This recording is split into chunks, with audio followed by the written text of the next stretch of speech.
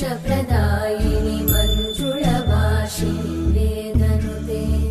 पङ्कजवासिनि देवसुपूजित सद्गुणवर्षिणि शान्तियुते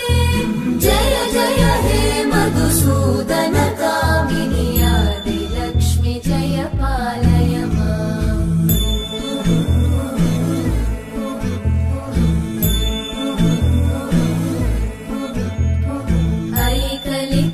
ऐकलिकल्मषनाशिनि कामिनि वैदिकरूपिणि वेदमये क्षीरसमुद्भव मङ्गलरूपिणि मन्त्रनिवासिनि मन्त्रनुते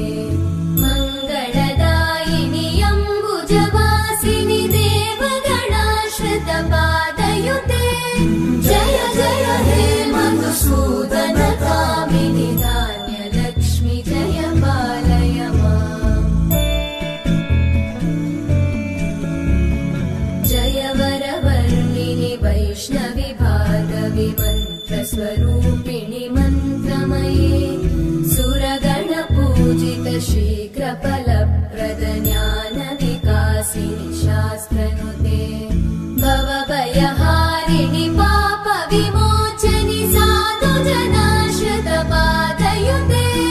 जय जय हे मधुसूदन कामिनि धैर्यलक्ष्मि जय पालय माम्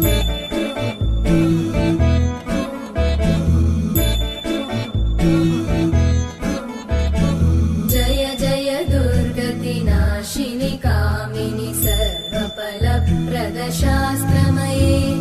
रथगजतुरगपदादिसमानुत परिजनमण्डित लोकनुते हरिहर ब्रह्म सुपूजित सेवित तापनिवारिणि पादयुते जय जय हे मधुसूदन कामिनि श्रीगजलक्ष्मी पालय माम्